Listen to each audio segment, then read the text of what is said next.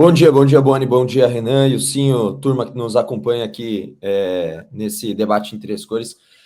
O São Paulo que foi amplamente superior desde o primeiro minuto, né? E isso que foi legal da gente poder acompanhar novamente, porque a gente estava sentindo falta disso, né? E eu acho que todos os elementos para essa partida eram de uma grande pressão, era de uma grande responsabilidade do São Paulo apresentar algo diferente e conquistar o resultado.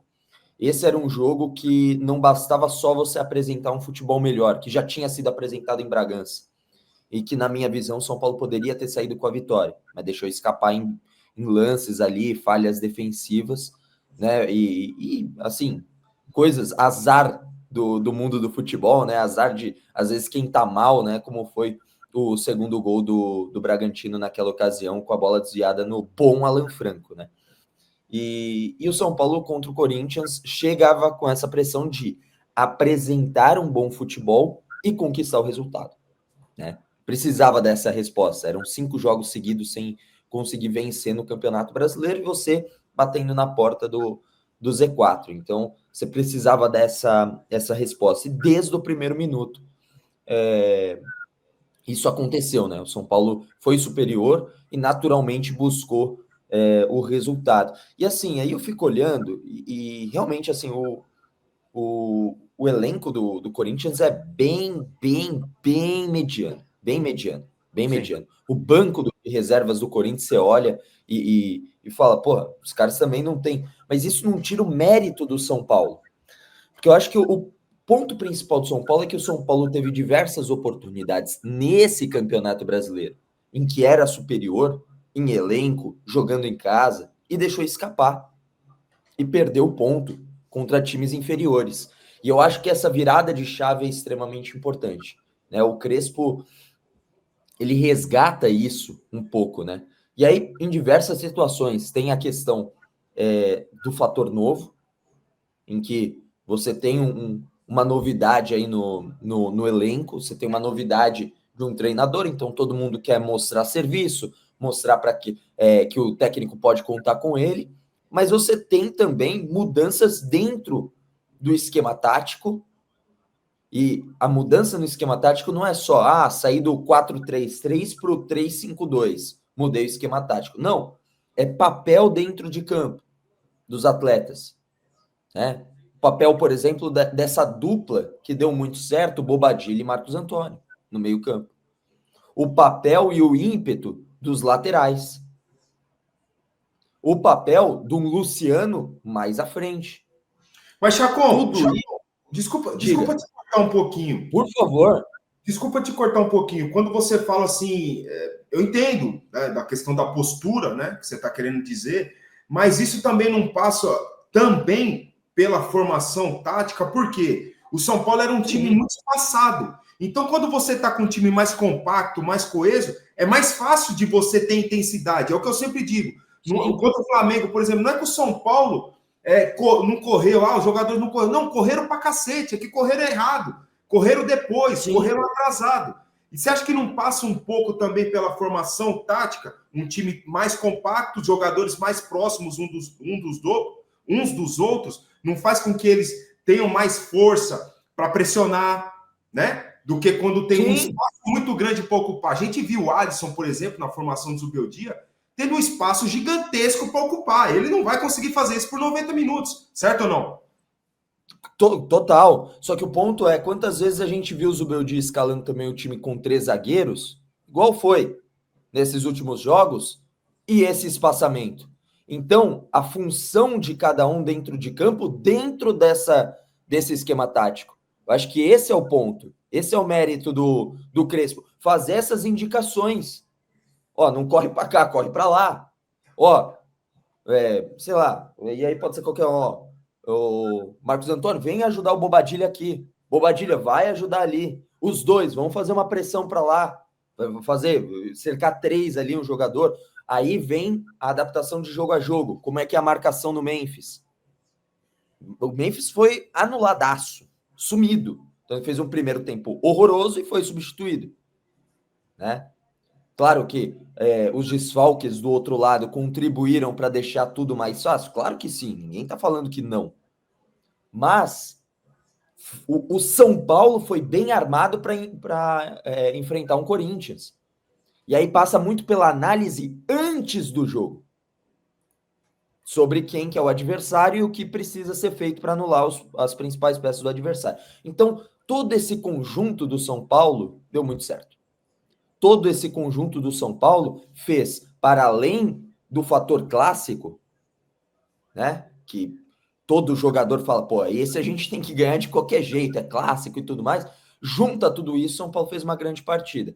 Agora fica essa empolgação, que eu acho que é totalmente válida, por você ver uma evolução contra dois times, um que tá brigando em cima da tabela e um que é clássico, que é sempre uma bucha, né, para ver se isso vai continuar se mantendo. A gente espera que sim. Tem pontos positivos, pontos negativos, como sempre. Na vitória, você tem que encontrar os pontos negativos para corrigir e ficar ainda melhor. Então, a postura do São Paulo, né, a atitude do São Paulo dentro de campo, mais uma vez me agradou. Foi uma boa atitude, foi uma ótima atitude do São Paulo dentro de campo, e é justamente sobre isso que eu queria falar, sobre esses 3 primeiros jogos já com o Crespo. Antes, só um bastidor aqui, que o Edson Ara mandou um comentário, ele encontrou eu e o Chacon lá no estádio do Morumbi, enquanto a gente estava fazendo entradas ao vivo, falou que teria gol do Luciano. Um dos gols teria que ser do Luciano. Foram os 2 do Luciano, então mandou bem o nosso Edson Ara. Mas, enfim, é o 3º jogo do Crespo. Em termos de resultado, a gente sabe que ainda não é o ideal, porque foram 3 jogos, um empate, uma derrota e uma vitória, né? Uma derrota, um empate e uma vitória.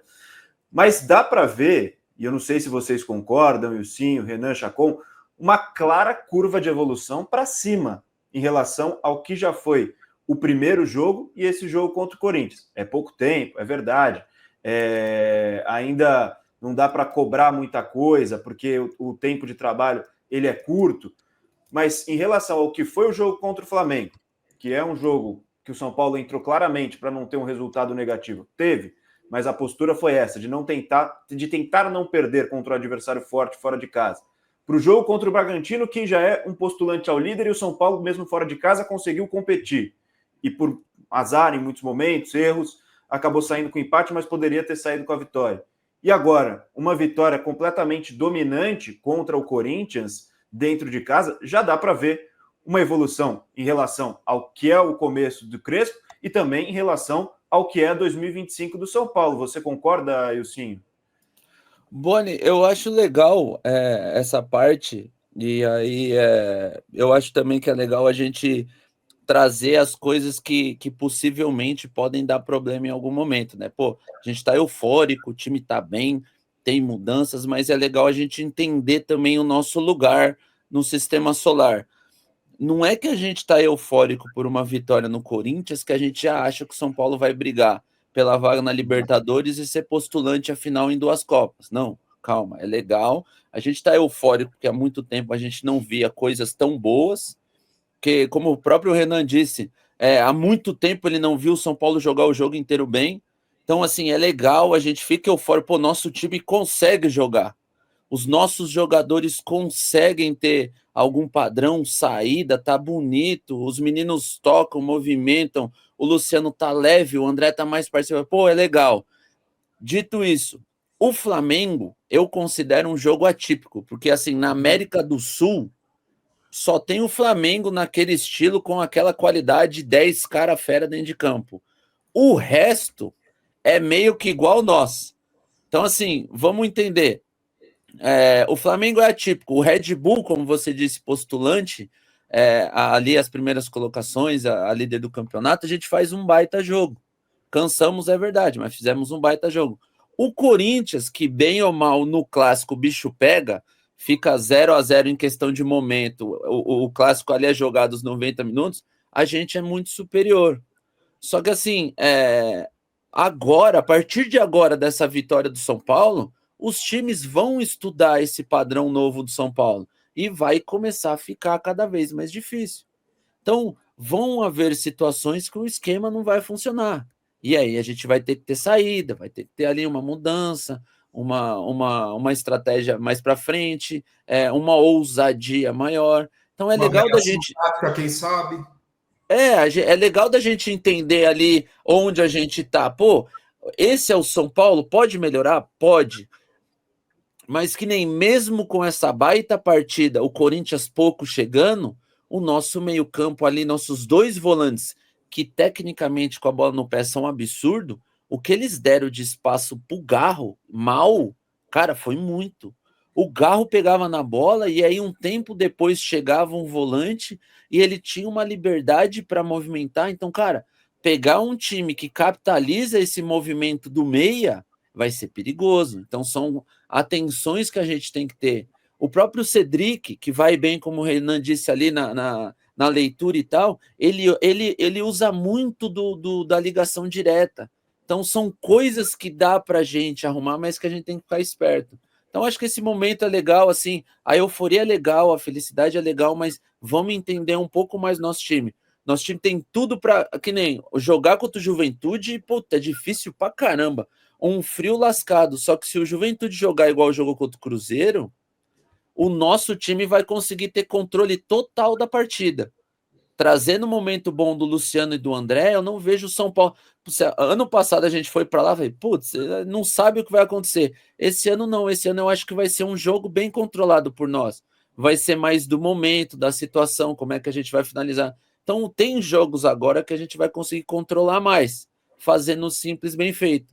Mas a gente tem que entender que assim, agora eles vão começar a ler o 3-5-2 do Crespo. Vão começar a dificultar a saída do Marcos Antônio e do Bobadilha. Porque, cara, o final do primeiro tempo, os dois estavam jogando quase que trotando, trote de praia. Era um toque me voe numa elegância. Assim, cara, por que eles têm tanto espaço? Os times vão começar a entender como é que o São Paulo atrai e tenta sair jogando. Cara, fica nítido vendo o jogo. O movimento. A gente não vai dar spoiler aqui para os adversários, mas fica nítido. Assim como o São Paulo joga. E a rapaziada vê vídeo, né? Então a gente vai ter que começar ali, a molecada daqui um jogo, 2, vai ter que começar a se desdobrar. Porque a galera vai começar a ter leitura, os movimentos vão ser diferentes. Então, tipo, cara, a evolução, cara, é nítida. Desde o Red Bull, o Corinthians agora, acho que vocês do estádio, a galera que vai mais no estádio, conseguiu ver o São Paulo sair jogando, triangulando, transicionando e terminando em gol. Cara, quanto tempo que a gente não via isso? Era muito tempo. Então, tipo assim, a mudança é nítida. O Crespo tem umas crenças de jogo completamente diferentes do Zubeldia. Tá agindo, tá entrando, mas agora que é daqui uns 2 jogos que a gente vai ver assim as dificuldades aparecendo, o momento dos meninos, a hora que passa aquela zona turbulenta, sinal de alerta perto da zona do rebaixamento, a galera vai tirar o pé um pouco, vai falar, ufa, passamos, agora vamos dar uma respirada. E aí a gente vai, entendeu? Entrando numa zona perigosa de novo, que é a hora que o sinal de alerta baixa. Mas, cara, para começo de conversa, pô, o Crespo conseguiu, em menos de um mês, acredito eu, né, fazer algo que a gente debatia aqui há um ano já.